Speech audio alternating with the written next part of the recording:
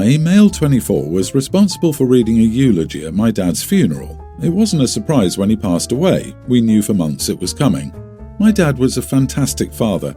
He worked his butt off to make sure our family did okay. He also made a real effort to be there for me and my siblings. He came to our extracurricular activities and volunteered at fundraisers. He let my sister paint his nails and taught me to drive a stick shift against my will. He was, however, a crappy husband. My mom is a strange person. I used to love her, but she cares more about the appearance of things than the truth. After my youngest sister was born, my mom stopped wanting intimacy or any affection with my dad. I heard them fight about it. He never tried it again after being rejected constantly. What he did do was have affairs, lots of them. My mom threatened some really crappy things to force him to stay married to her. She threatened to go to the cops and accuse him of abuse if he tried to divorce her, but was okay with him sleeping with other women as long as he was discreet. So my dad basically treated my mom like a business partner. He gave her a lot of money to pay all the bills, and she got to keep her paycheck for herself. In return, she left him alone to be a dad and smash. It worked for them. He wrote his own eulogy because he wanted everything out in the open once she had nothing to hold over him. Since it was his dying request, I agreed to do it. It was funny, vulgar, profane, and honest, just like my dad. My dad's dad thought it was hilarious. He used to tell my dad to just leave dozens of times, but my dad didn't want to leave us with just my mum. My other grandparents, on the other hand, are furious about all the stuff that came out into the open. My mum is calling me an idiot and says that she's going to do her best to make sure I never see my sisters, but one is an adult and the other one leaves for college in August. We've banded together against her for months now. Am I the idiot for following his wishes and reading a eulogy that he wrote for himself, exposing all the BS in his marriage and life? I might be one because it exposed the crap my mom would have preferred never to see the light of day. Not the idiot. If I wrote my own eulogy, I'd want it said to the fullest. I think it's awesome you honoured your dad in such a way, but I'm sure if you turned him down, he would have just found someone else. I'm sure the anger from your mother's parents is rooted in their own embarrassment, and the same goes for your mother. I'm sure your dad would have been proud. Kudos for giving him a chance at poetic justice, even if it's just words. And may those words live on in the minds of those who heard them. Yeah, pretty hilarious to publicly humiliate your wife once you're not there to deal with the fallout. Better to put the fallout on the kids. Sounds like OP's parents had a terrible marriage. That's on both of them. I wouldn't involve my kids in settling a score with their mom. That is deeply crappy, not some iconic move. OP is grieving, and I'm not going to put the blame for this on them. It's hard to say no to a dying request and fully consider the ramifications of this kind of black-hearted eulogy, but the dad is a true idiot. I agree that it was an idiot move to put it on his kid to do it. If he wanted to air out their dirty laundry, he should have recorded himself reciting the eulogy and requested that they play the video at the funeral without having anyone watch it before. He burned that bridge while his kids were still standing on it. OP is still not the idiot for following his dad's dying wish. Yes, the relationship between his parents was between them. Is his mother a good parent? If so, I hope it was worth humiliating her and risking being cut off from her. We don't necessarily know the full story here, so if the eulogy said crap like, "My wife refused intimacy with me for no reason, so I cheated with loads of other women," when she may have initially had a legitimate reason, e.g. a traumatic childbirth, that, of course, she and her parents would be unhappy. She was using the children as weapons to keep her husband married to her after she baby-trapped him. She threatened to go to the cops and accuse him of abuse if he tried to divorce her. She controls the youngest daughter and can ruin their relationships with her siblings. What do you think? I'd say she's not a good mother or a good person. OP's dad is removing the wife's ability to control the narrative. I love it. He got one over your mom from the grave. I share custody of 3 boys, young teen, tween and pre-tween, with my ex-wife. We've been separated for almost 5 years. During that time, we used a sitter for the 2 oldest boys and now for the middle and youngest boys. Our sitter is very much like a member of our family, and my tween is very attached to him. Unfortunately, our sitter is ready to move and agreed to stay until the end of this summer. My ex remarried a few years ago to Chris, and they have no kids together, but he has an 18-year-old son. Chris offered to become the sitter since he can work from home full-time and misses being a hands-on dad. No, he wouldn't get paid. I said, no, I'm good.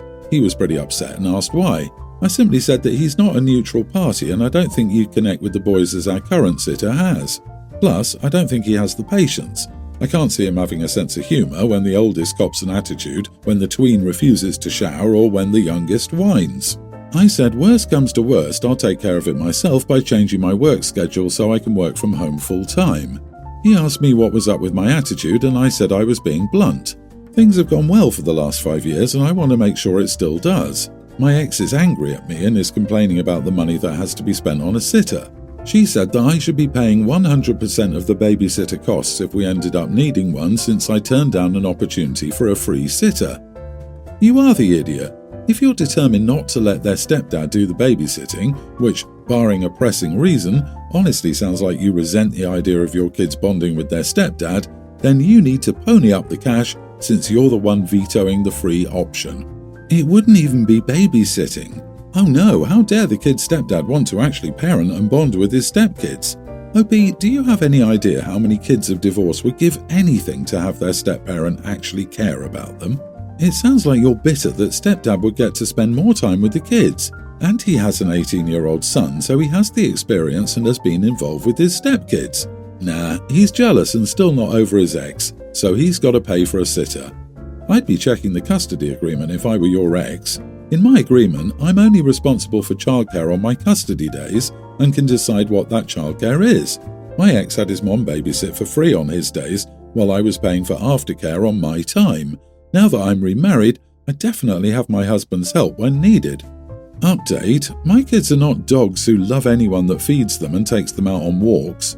Chris hasn't been hands-on with them because he has his own kid, and my kids are mostly with me. Being a sitter is unlike any role he's ever played in their lives. I already know how it will go down. He's going to think the boys will be happy to have him as a sitter, will listen, want to snuggle and talk to him about personal things because that's what he did with his son. His relationship with his son has always been odd. My kids will hardly be excited and will likely want to avoid him in that capacity. I, 27 female, have a kindergarten-aged son with my ex. I'm still on good terms with him and he's a good dad to our son. He also has a stutter and he's very insecure about it. It was my son's birthday party 3 days ago, and the first time my husband's family met my ex, so I told them about my ex's stutter and asked them to please not make any remarks. Everybody got the message and was very patient with him except my sister-in-law. I guess because, during their first conversation together, my ex had a bit of difficulty finishing a sentence. My sister-in-law started huffing in annoyance and I just gave her a stop it look. During another conversation my ex had once again trouble finishing a sentence. My sister-in-law said, maybe we need to come back tomorrow and by then his sentence will be finished, which made other people laugh, but not my ex. So I took my sister-in-law aside and told her to quit, and if she had so many issues with talking to my ex, she should go talk with other people. She promised she'd stop and we left it at that. But during yet another conversation when my ex's stutter showed again, she said, so are you going to finish that one or should we just move to something else? At this point I had enough and finally asked her to leave. I told her that if she couldn't respect my ex's stutter, her place wasn't here. She protested and said I couldn't kick her out of her nephew's birthday party, but I answered that I could. My husband arrived and told her to leave to avoid further drama. She agreed and left. Once everybody left, my husband started yelling that my behaviour was embarrassing, that I ruined my son's party for childish drama, and that his parents were now mad at both of us for kicking my sister-in-law out, and apparently they said they wouldn't allow me in their house again if I didn't apologise to her. Not the idiot. It is not childish drama, it's ableism and straight-up bullying. I have a speech impairment and difficulty phrasing what I think, and people often do similar things when I'm talking. The one thing I noticed is that people are always trying to undermine me or make me seem less than them. I believe your sister-in-law already wanted to make your ex feel unwelcome at his son's event. What the heck? Your sister-in-law is the idiot. A huge one. OP, open your eyes already. You chose to marry an idiot too. Idiots often have idiot relatives. So please, go petty. Call your in-laws and say, I'm sorry you failed to raise your daughter without basic social graces. I'm sorry that you've allowed her to become a bully. I'm sorry that I can't co-sign her behaviour like you do. Definitely do that. But wow, the family you married into is horrid. And just imagine their treatment had your son also had a speech impediment.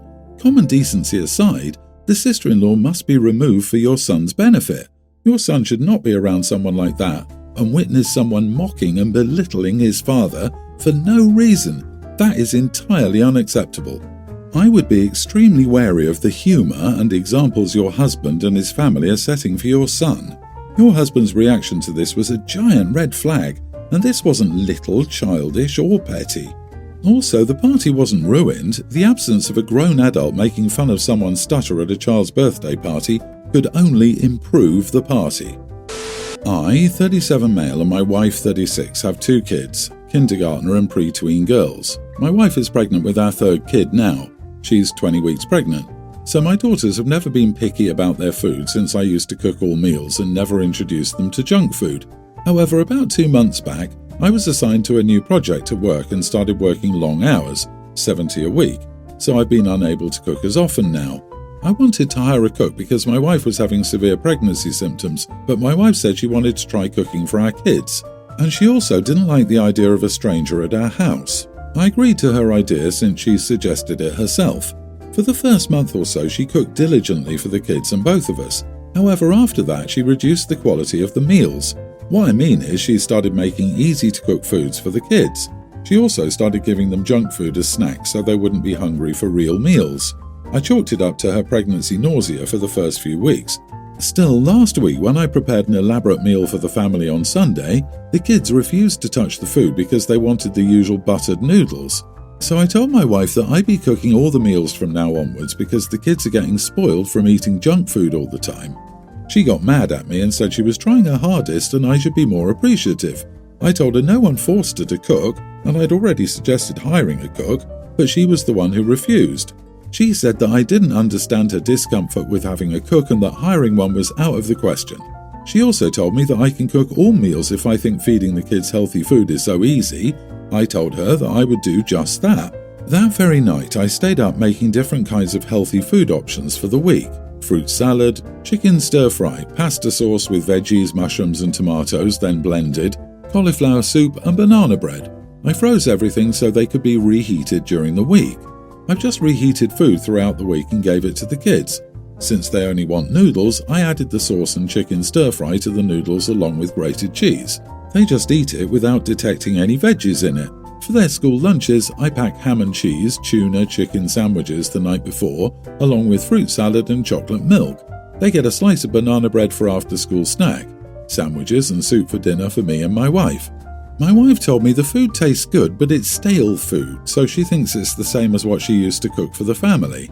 I told her at least I was putting effort into the meals, unlike her, who was using the kids' picky behavior as an excuse to be lazy. She got mad at me and said that she wasn't being lazy and that the kids really were picky. Now she's not speaking to me for the past 2 days. Am I the idiot? Not the idiot. You're doing a good thing for your kids and for your wife. Frozen isn't stale. She just said that because she feels guilty for not putting in the effort herself. Don't worry about it. She's having a hard pregnancy. Good job, Dad. This is a huge effort, and you're setting your kids up for healthy eating habits in the future. Seems like everyone's the idiot here. You seem to be too over the top about making sure they have zero junk food. All that will lead to is problems in the future. Your wife is pregnant and probably tired, so she doesn't have the energy to cook even though she wants to cook healthy meals and is coming across as unappreciative of what you're doing. Maybe split the load, half prepped by you and the rest cooked by her. It's all about balance. He called his pregnant, nauseous wife, who spends all day looking after 2 kids, lazy. Lazy. He's the idiot. She's not being unreasonable because of her hormones. She doesn't want to deal with a stranger in her house on top of everything she's dealing with. She is pregnant and vulnerable, and OP is brushing her off. I, nearly adult male, have been taking my brother, teen, with me for runs. We tend to go at 6:30 in the morning and it's been really relaxing. My brother and I have also got along much better as a result, and I've gotten to know my brother a lot better. The problem is my younger sister, young teen, wants to join as well, but she's an absolute brat in terms of personality. She always snitches on my brother and me, and she's treated like the golden child by her parents. She's also annoying and has low tolerance and patience for anything difficult. Plus, I don't want to have to babysit a kid and run simultaneously. My sister started waking up at 6:30 to try and catch us, and she would usually involve our parents, So for about a week she came running with us. It was pretty bad. She didn't know anything about proper pacing or running form and mechanics, and didn't really know how to expend the least amount of energy with foot placement. She would get mad at us for running for so long and would get annoyed if we talked since it disturbed her rhythm. I finally got tired of this and told my brother that we'll start early. For the next couple of weeks we left at 4:30ish and just told our sister that we didn't want to run anymore, so she stopped waking up at 6:30. But now my brother's feeling bad and said that maybe we shouldn't have lied, we should have told her up front she's not welcome, but I didn't really want to have that kind of conversation. You are the idiot, but it's because you didn't actually communicate with your sister. She's the youngest and she likes you guys. She's literally willing to try and do something she has little to no experience in just to spend some time with you guys. She's your sister, and if you really want to isolate her from you and your brother, that's your prerogative. Do as you like, but consider how that will impact your relationships with her and your brother. Siblings don't automatically love each other because they're related. That's a myth. All relationships take work and effort. Yeah, all I can think about is how a young teen is getting up at 6:30 in the morning just to run with you guys. To me, it seems like she pretty obviously wants to bond with you. I also hope that during your 4 a.m. runs, you guys are wearing bright clothes or using lights. It's still pretty dark out and you could be putting yourselves in danger. I think OP is not the idiot.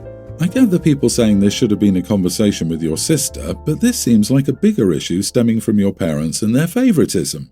It sounds like you're ignoring her instead of calling her out in order to keep the peace in your family. The damaged family dynamic isn't your responsibility to solve.